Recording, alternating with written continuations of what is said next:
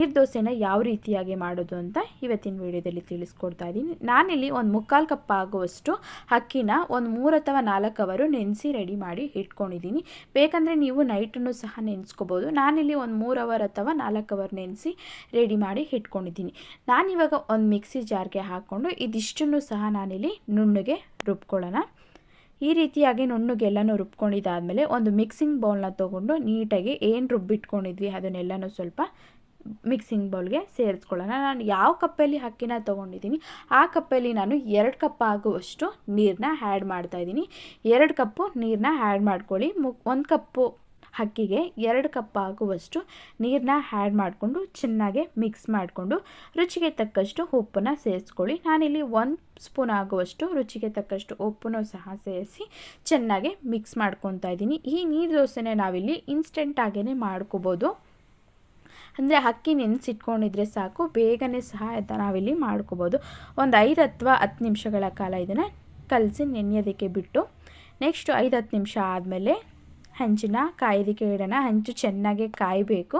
ಆವಾಗಷ್ಟೇ ನಿಮಗೆ ಯಾವ ರೀತಿಯ ಬೇಕೋ ಆ ರೀತಿಯಾಗಿ ತುಂಬಾ ತೆಳ್ಳು ಆಗಿರಬೇಕು ಹಿಟ್ಟು. ಚೆನ್ನಾಗಿ ಹಂಚು ಕಾದಿದ್ದಾದಮೇಲೆ ಹಾಕಿ 1 ಸ್ಪೂನ್ ಆಗುವಷ್ಟು ತುಪ್ಪ ಅಥವಾ ಎಣ್ಣೆನ ಮೇಲೆ ಆ್ಯಡ್ ಮಾಡ್ಕೊಳ್ಳೋಣ. ನೋಡಿ, ಒಂದು 5 ನಿಮಿಷ ಆಯ್ತಿದ್ದಂಗೆ ನೋಡಿ ಅದೇ ಸಹ ಎಲ್ಲನೂ ಸುತ್ತಾನೆ ಅದೇ ಬಿಟ್ಕೊತಾ ಬರ್ತಾಯಿದೆ. ನಾವೇನು ಕಷ್ಟಪಟ್ಟು ತೆಗಿಬೇಕು ಅಂತ ಅವಶ್ಯಕತೆ ಏನಿರಲ್ಲ. ಅದಾಗಿದ್ದೇನೆ ಹಂಚಿಂದ ಎದ್ದೇಳ್ಬಿಡುತ್ತೆ. ನೋಡಿ, ಈ ರೀತಿಯಾಗಿ ತೆಗೆದು ಫೋಲ್ಡ್ ಮಾಡಿ ಇಟ್ಕೊಳ್ಳೋಣ. ನೋಡಿ, ಸೂಪರಾಗಿ ಬಂದಿದೆ ಅಂತಲೇ ಹೇಳ್ಬೋದು. ತುಂಬಾ ಕಷ್ಟ ಅಂತೂ ಏನಿರಲ್ಲ.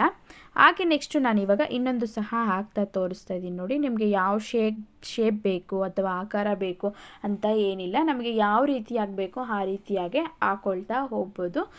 ಜಸ್ಟ್ ಸುಮ್ಮನೆ ಸೌಟ್ ತೊಗೊಂಡು ಹೀಗೆ ಹಾಕಿದ್ರೆ ಹಂಚಿದ ಮೇಲೆ ಆಯಿತು. ಈ ರೀತಿಯಾಗಿ ಮಾಡಿಕೊಂಡು ಮತ್ತೆ 1 ಸ್ಪೂನ್ ಆಗುವಷ್ಟು ತುಪ್ಪ ಅಥವಾ ಎಣ್ಣೆನ ಹಾಕ್ಕೊಳ್ಳಿ. ಒಂದು 5 ನಿಮಿಷ ಬಿಟ್ಟಾದಮೇಲೆ ಸಹ ಅದೇ ಚೆನ್ನಾಗಿ ಬೆಂದು ಎದ್ದೇಳ್ಬಿಡುತ್ತೆ. ಬೇಕಂದರೆ ನೀವು ಮತ್ತೆ ಉಲ್ಟಾ ಬೇಯಿಸ್ಕೊಬೋದು, ಇಲ್ಲ ಅಂತಂದರೆ ಬೇಡ, ಒಂದು ಸೈಡ್ ಬೇಯಿಸ್ಕೊಂಡ್ರೆ ಸಾಕು. ನೋಡಿ, ಸೂಪರ್ ಟೇಸ್ಟಿಯಾಗಿ ನೀರು ದೋಸೆ ಸೂಪರಾಗಿ ರೆಡಿಯಾಗಿದೆ. ಇನ್ಸ್ಟೆಂಟಾಗಿ ಬೇಗನೆ ಸಹ ಮಾಡ್ಕೋಬೋದು. ತುಂಬಾ ಸಾಫ್ಟಾಗಿ ಚೆನ್ನಾಗಿ ಬಂದಿದೆ ಅಂತಲೇ ಹೇಳ್ಬೋದು. ಬನ್ನಿ, ನಾನಿವಾಗ ಸರ್ವ್ ಮಾಡಿ ತೋರಿಸ್ತಾ ಇದ್ದೀನಿ. ಬಾದಾಮ್ ಚಿಕನ್ ಗ್ರೇವಿ ಜೊತೆಗೆ ನೀರು ದೋಸೆ ಸೂಪರ್ ಕಾಂಬಿನೇಷನ್ ಅಂತಲೇ ಹೇಳ್ಬೋದು.